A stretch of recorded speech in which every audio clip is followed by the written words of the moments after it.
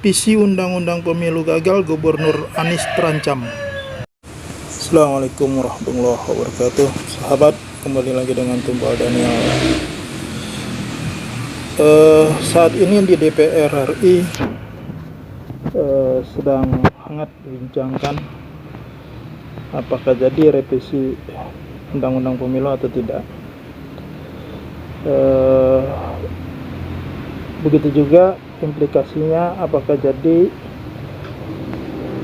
pemilu kada atau pilkada dimajukan ke 2022 atau 2023. Sebenarnya biasa-biasa saja perbincangan di DPR itu, mengingat kalau ada wacana perubahan otomatis yang berkaitan dengan pemilu tentu saja akan banyak hal-hal yang menarik perhatian baik di kalangan para politisi maupun masyarakat biasa.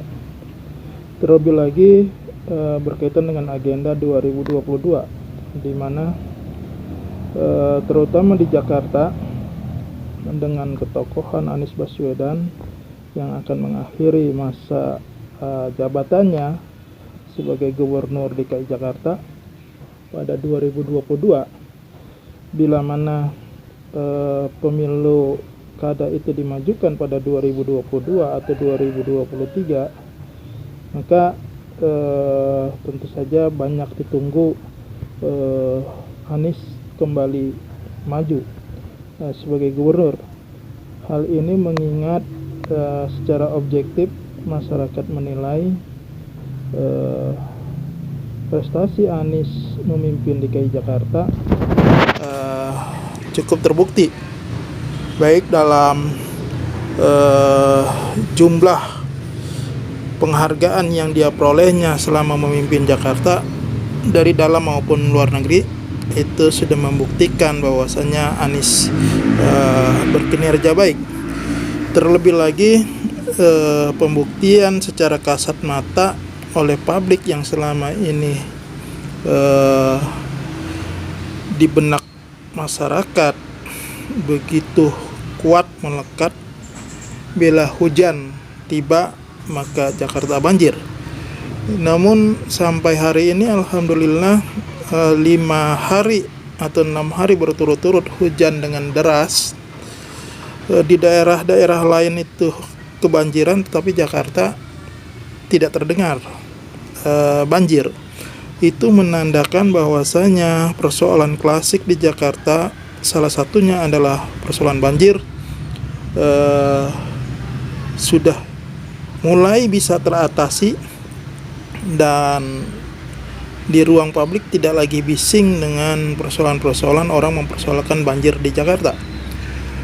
Ini adalah satu hal yang karya nyata dari seorang Anies Baswedan di dalam kepemimpinannya sebagai Gubernur DKI. Belum lagi penataan kota dan kemudian manajemen pemerintahan, terutama di dalam manajemen penanganan COVID-19. Banyak pengamat mengatakan Provinsi DKI Jakarta adalah salah satu daerah atau pemerintahan yang terbaik dalam menangani COVID-19 ini. Bahkan Anies sendiri sudah beberapa kali menjadi narasumber di forum-forum internasional membincangkan tentang COVID ini.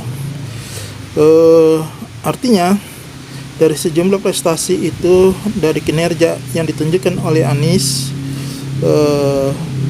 maka banyak orang berharap Anies melanjutkan kepemimpinannya di DKI Jakarta pada tahun 2022.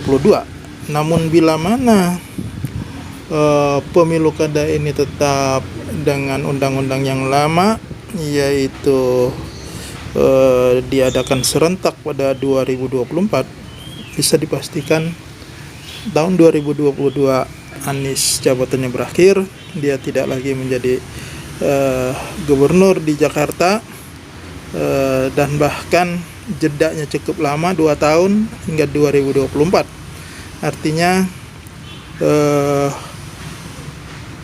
ekspektasi masyarakat yang menginginkan Anies terus memimpin Jakarta itu akan terhenti, dan juga ekspektasi yang lebih besar daripada itu tentu saja berharap Anies dengan kepemimpinan di Jakarta akan semakin populer, akan semakin meningkat elektabilitasnya, probabilitasnya.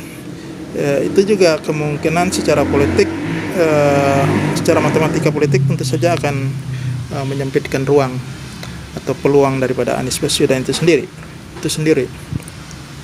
Jadi tahun 2022 ini khususnya bagi masyarakat yang berharap Anies